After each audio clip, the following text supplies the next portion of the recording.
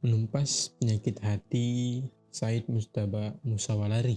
Dalam sebuah survei kecil-kecilan yang dilakukan Henry Manampiring dalam survei khawatir nasional mengatakan bahwa hasilnya benar-benar mengkhawatirkan, bahwa sebagian masyarakat khawatir dengan semua aspek kehidupannya, yang mana berujung pada kondisi psikis atau khawatir berlebihan, yang akan mempengaruhi kesehatan tubuh. Lantas, apa yang bermasalah? Penyebab stres bukanlah menjadi masalah dalam hal ini. Yang menjadi masalah ialah reaksi kita terhadap masalah tersebut. Ditambah lagi dengan kondisi di dunia maya yang sebagian besar memberikan kebohongan setiap harinya. Dengan maraknya penggunaan sosial media yang berlebihan, bisa jadi akan mendatangkan penyakit. Baik itu penyakit yang memiliki implikasi terhadap fisik maupun non-fisik atau jiwa. Jika penyakit fisik bisa diobati dengan istirahat yang cukup, serta mengkonsumsi suplemen dan obat-obatan, bagaimana dengan penyakit yang berhubungan dengan non-fisik? Apa saja penyakit non-fisik yang akan manusia dapati? Dan bagaimana pula cara mengobatinya? Nah, dalam buku ini dijelaskan beberapa penyakit hati, di antara lain ialah pemberang, pesimisme, dusta, munafik, ghibah, mencari-cari kesalahan orang, dengki, sombong, zalim, permusuhan dan kebencian, marah, melanggar janji, hianat, kikir, serakah, dan berbantah. Nah, kami hanya akan mengelaborasi beberapa penyakit yang sering kita jumpai. Yang pertama adalah pemberang. Sifat pemarah atau pemberang ini akan mendatangkan kebiasaan-kebiasaan yang melemahkan cinta dan kadang-kadang mengakibatkan terputusnya hubungan yang bagus. Temperamen adalah watak yang tidak dapat mempertahankan cinta orang lain, mendirikan tembok kokoh di antara dirinya dari masyarakat, yang mencegahnya menyadari cahaya cinta.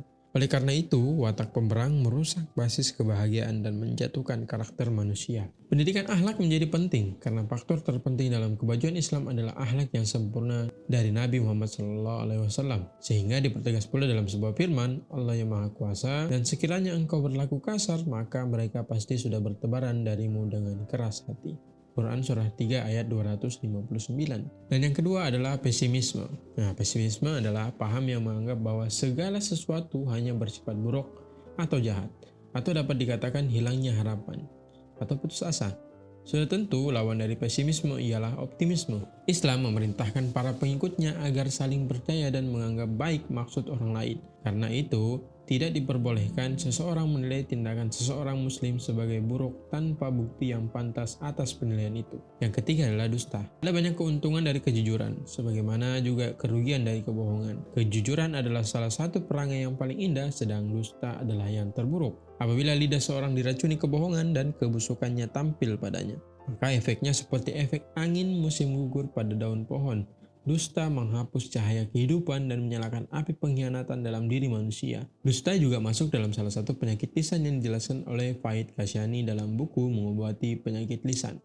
Munafik. Kemunafikan adalah wabah berbahaya yang mengancam harkat dan martabat manusia, menjuruskan ke rasa tak bertanggung jawab dan perangai-perangai rendah, dan menggantikan rasa saling percaya dan saling curiga, pesimisme, dan kecemasan. Munafik adalah suatu penyakit rohani. Inilah mungkin yang ditunjukkan Imam Ali ketika ia berkata, berhati-hatilah terhadap orang munafik, karena mereka itu orang sesat lagi menyesatkan dan pemimpin ke jalan yang salah. Dilanjutkan pula oleh sabda Nabi SAW yang mengungkapkan tanda-tanda orang munafik. Ada 3 tanda orang munafik. Bila berbicara, ia dusta. Bila berjanji, ia ingkar. Bila diberi amanat, ia hianat. Yang kelima ialah ghibah. Kerugian yang paling berbahaya dari ghibah adalah hancurnya kepribadian batin si penggibah. Orang yang melanggar jalan alami pemikirannya itu akan kehilangan keseimbangan pikiran dan sistem perilaku yang luhur. Di samping merugikan perasaan orang dengan mengungkapkan rahasia dan kesalahan mereka. Bila direnungkan, kerugian sosial yang akan kita temukan bahwa ghibah telah menimbulkan kerusakan besar pada para anggota masyarakat. Yang keenam adalah mencari-cari kesalahan orang lain. Penyakit-penyakit rohani ini merangsang manusia untuk membuat penilaian palsu sambil berpikir bahwa merekalah yang benar. Orang yang terus-menerus mengkritik orang lain menyia-nyiakan usahanya dalam perangai yang tak dapat diterima akal ataupun hukum.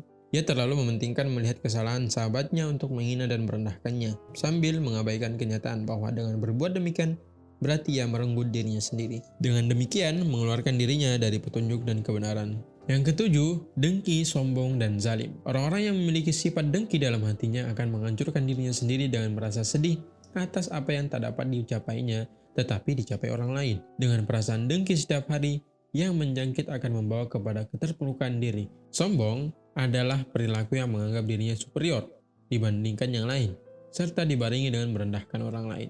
Sombong dapat menimbulkan kebencian manusia. Justru dengan sombong, perasaan dengki seseorang akan timbul sehingga mengakibatkan terputusnya persaudaraan. Sedangkan zalim adalah tidak menempatkan sesuatu pada tempatnya. Contoh sederhana dari zalim ialah tidak berolahraga. Ini adalah tidak berlaku adilnya terhadap tubuh.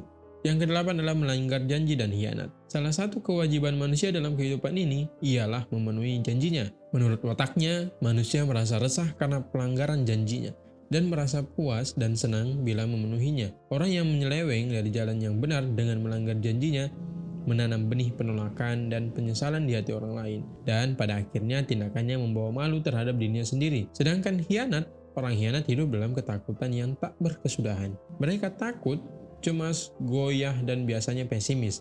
Amirul Mukminin Ali mengatakan, bentuk pengkhianatan terburuk adalah mengkhianati sahabat yang akrab dan tulus dan melanggar perjanjian. Ia juga mengatakan, orang yang terburuk adalah orang yang tidak peduli akan amanat dan tak menahan diri dari pengkhianatan. 9 ialah kikir dan serakah. Kikir dan serakah ini berbanding lurus dalam penerapannya. Kikir diartikan sebagai sikap menahan harta dan tidak mau mendermakannya kepada orang lain. Atau dalam arti lain adalah pelit terhadap semua kebaikan, baik harta maupun bukan, milik sendiri maupun orang lain. Sedangkan serakah diartikan sebagai keinginannya yang sangat besar untuk memiliki kekayaan, barang, atau benda bernilai abstrak dengan maksud menyimpannya untuk dirinya sendiri. Nah, beberapa penyakit hati yang sudah disebutkan menerangkan bahwa penyakit hati timbul dari diri sendiri, mulai dari persepsi kita terhadap hidup sebagai pribadi sehingga perlulah sikap wara, yaitu sikap menahan diri terhadap sesuatu yang mendatangkan mudarat ke depannya.